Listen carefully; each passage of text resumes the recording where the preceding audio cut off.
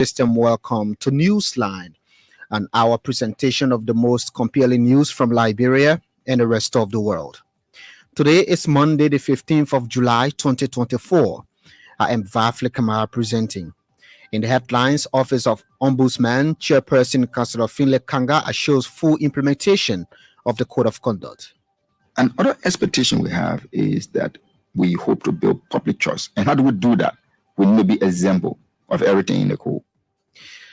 New National Housing Authority Managing Director craves powers to regulate the housing sector. In order for NHA to begin producing. State Security in Nimba County investigates private security officer for impersonation and false recruitment of AFL and police officers.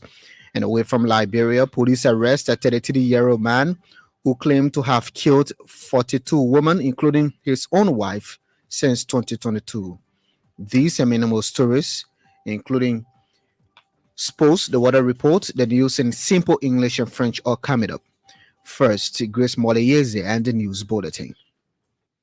The chairperson of the Office of Ombudsman, Councillor Finlay Kanga, has assured full implementation and adherence to the Code of Conduct. Councillor Kanga said the Office of Ombudsman has started drafting guidelines to be printed in an official gazette by the Ministry of Foreign Affairs. He told ELBC Monday that raising awareness about the Code of Conduct is essential to reducing the rate of violation. Another expectation we have is that we hope to build public trust. And how do we do that? We need to be example of everything in the code. By being example means if the rule is that every public official must declare their asset, we must declare our asset and go one more step.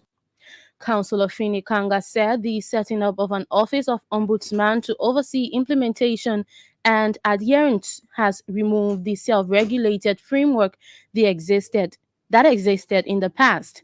He thanked President Joseph Boakai for judicial's use of his political will to establish the Office of Ombudsman and urged those covered under the Code of Conduct to act accordingly. The managing director of the National Housing Authority has called for an amendment of the NHA Act of 1960.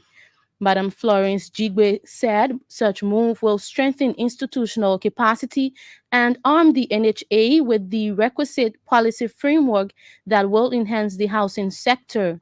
According to Madam Jigwe, the current housing policy and regulatory framework is very weak and cannot deliver world standard affordable housing on a sustained basis. She said the National Housing Authority needs regulatory powers to adequately control housing development in Liberia. Speaking on the 50-50 talk show in Monrovia recently, the new NHA boss stressed that regulating housing designs and development is the surest way of bringing the sector up to international standards. At the same time, NHA Managing Director Florence Jigbe has spoken of plans to build standard homes for Liberians. Madam Jigbe said she is engaging investors and has already reached MOUs with a few of them to help develop the housing sector. She added that the plan is to construct smart cities that provide affordable homes for low-income, middle-income, and high-income earners. Madam Jigbe said massive investment in the sector will address the huge and unending need for affordable housing in Liberia. The NHA boss challenged Liberians in the diaspora to take key interest in the housing sector, adding they could take ownership of luxury homes that could be built in the coming years. Agents of the National Security Agency are said to be investigating an officer of the VIP security network in Nimba County for allegedly impersonating as an AFL soldier. According to our correspondent, Frederick Walker was arrested recently from a local guest house in Ganta where he was carrying out a purported recruitment for AFL. Our correspondent said Mr. Walker was also allegedly recruiting for the Police Emergency Response Unit ERU and the Police Support Unit PSU. According to our correspondent, the 52-year-old is the deputy training director for a local private security firm known as VIP Security Network in Painesville.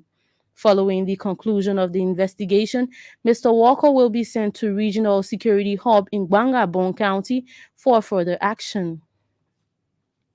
Police in Mount Barkley community are investigating a 36-year-old man, Elijah Laqui, for alleged arson attack on a two-bedroom apartment in the area.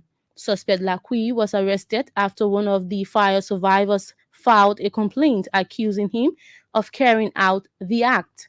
Our correspondent quotes the survivor, only identified as Esther, as accusing suspect Laqui of earlier threatening to burn down the house after she terminated her love affairs with him. Meanwhile, our correspondent said the suspect has since denied committing the act. He is currently at the Mount Barkley police station undergoing inquiry. The 11th Judicial Circuit Court in Bomi County has sentenced a 38-year-old man to 10 years in prison. Momo Kane was sentenced for aggravated assault and murder. According to our correspondent, convict Kane in January this year spilled acid on his ex-girlfriend Wata Sharif for allegedly refusing to continue the relationship with him. The victim later died at the JFK Memorial Hospital where she was taken for treatment.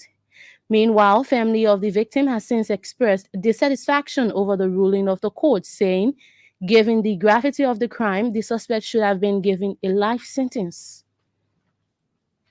Several market women, their children, and other shoppers at the Rallytown Market in central Monrovia have benefited from free medical screening and treatment. The free medical screening and treatment was part of outreach activities of the West Africa College of Physicians Liberia chapter as prelude to the organization's annual general scientific meeting. During the outreach activities over the weekend, medical specialists of the West Africa College of Physicians Liberia chapter screened for malaria, diabetes, hypertension, and provided treatment for minor illnesses. Speaking to ELBC, the organization's chairperson, Dr. Musu Duako, said the outreach is important because it affords access to medical services. Meanwhile, the West Africa College of Physicians Liberia chapter annual general scientific meeting and Jane Tokpa lecture series will be held on July 19 in Monrovia. The judge of the labor court at the Temple of Justice has admonished students to exercise commitment and discipline in their educational journey. Judge Colley described discipline as a set of rules that should be followed as it promotes fairness, equality, and inclusiveness in society. He made the disclosure on Monday during the 19th graduation ceremony of Save Our Future Elementary and Junior High School in Sinker. Judge Colley also noted discipline fosters a culture of resilience and perseverance essential for a community to thrive. Meanwhile, Judge Joseph Colley has committed to provide a full scholarship to student Alfonso Gassini, who is aspiring to be a future lawyer. Liberia Coordinating Mechanism says the provision of over $100 million by the World Bank Global Fund will crucially enhance the country's health sector. The 3-year project, which is expected to be implemented by local partners under the Liberia Coordinating Mechanism, is intended to intensify the fight against HIV, malaria, and tuberculosis in the country. This one is one of the biggest investment ever. Apart from providing oversight for a governance for the grant, we also the body that come together and lead the proposal development process in partnership with the Ministry of Health. In an interview Monday on ELBC Super Morning Show, the chairperson of the organization, Joyce Kilipo, said the move signifies World Bank's commitment to improve the health of Liberians. According to Madam Kilipo, the over $100 million global fund is one of the biggest investments to be carried out by the World Bank in Liberia. She assured World Bank and the development partners of partners' commitment to the full implementation of the project. The Sino County detachment of the Liberia Drug Enforcement Agency has demolished several in Greenville. According to our correspondent, the exercise was carried out with the assistance of community dwellers. No arrest was made during the exercise. Meanwhile, LDA Commander Milton Howard said the agency will continue the exercise to other parts of the county, urging residents to cooperate. A supporter of the Unity Party has urged lawmakers to stop questioning President Boakai about the yellow machines that were brought into the country. According to Noah Gotolo, friends of President Boakai promised to provide machines for the development of the country. President Boakai had earlier told the lawmakers that the machines were a gift from a friend with no cost to the government. Speaking to ELBC Monday, Madame Gotolo said Liberians should focus on the intent of the machines instead of politicizing the situation.